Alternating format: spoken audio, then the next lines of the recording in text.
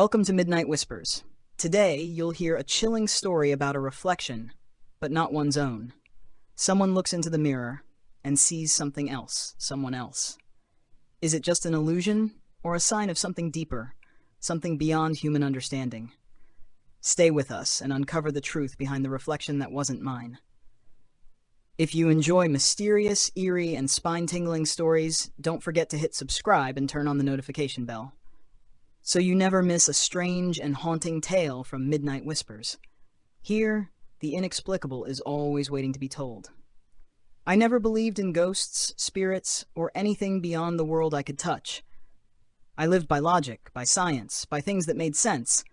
That was before the house, before the mirror, before I saw the version of myself that wasn't really me. It started the week I moved into the old house on Maple Street. It had belonged to my great-aunt Eleanor, a woman I barely remembered, thin, soft-spoken, with a look in her eyes like she was always listening to something I couldn't hear. When she died, she left the house to me. No one else in the family wanted it. It was old, creaky, and drafty. The wood floors moaned with every step. Shadows seemed to cling to the corners even in daylight. But it was free, and I needed somewhere to start over after the divorce. So I moved in with a single suitcase and a borrowed mattress. The mirror was already there. It hung at the end of the upstairs hallway, tall and narrow, in a gilded wooden frame carved with ivy leaves and thorns. I passed it every night on my way to bed.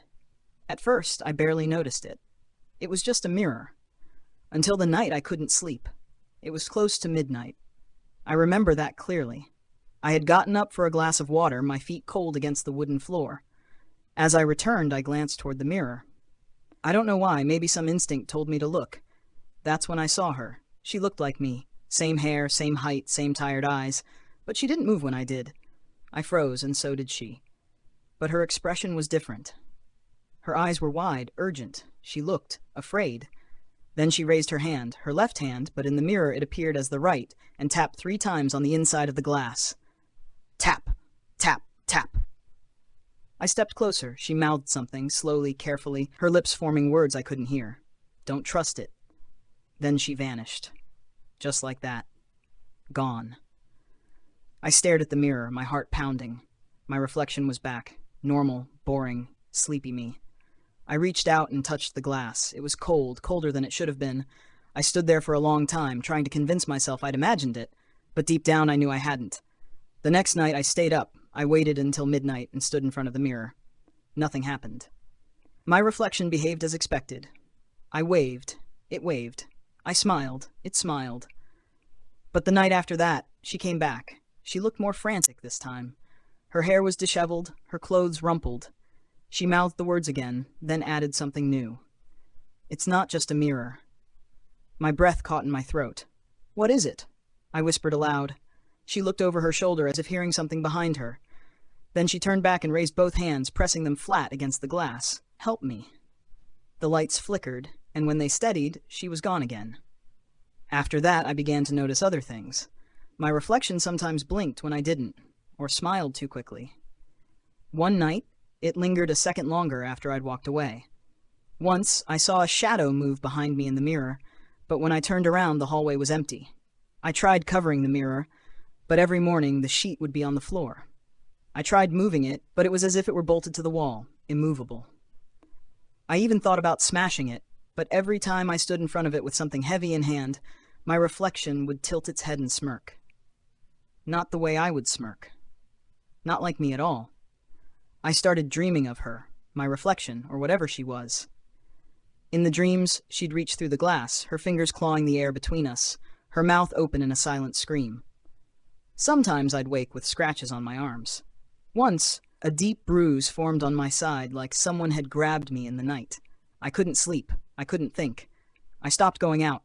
People called, but I ignored them. I couldn't leave. Something bound me to the house, to her. Then, on the 7th night, she spoke. It wasn't mouthing anymore. I heard her voice, quiet, hoarse, like wind through dead leaves. You need to remember. Remember what? I whispered. She raised her hand again and pointed to her face. Look closer. And I did. Her eyes weren't exactly mine. They were darker, sadder, older, somehow. Then I noticed something else, a scar under her chin. I didn't have a scar like that. "Who are you?" I asked. She pressed her hand to the glass again. "The one who came before." My mouth went dry. I shook my head. "Before what?" She looked behind her again, and this time her face filled with horror. "It knows you see me," she said. "It's waking up." The mirror began to ripple like water, and her face twisted with pain. "I'm sorry," she whispered. "I tried." And then she was yanked backward, as if pulled by invisible hands, screaming into the blackness behind the glass. The mirror went still. That was the last time I saw her. But the reflection that remained wasn't mine anymore. It was subtle at first. Small things. A smile that lingered too long, eyes that followed me even when I turned away, movements that felt just a second too late, like my reflection was trying to mimic me but couldn't quite keep up. Then one night, it winked at me. I hadn't moved. I stumbled backward, falling against the wall.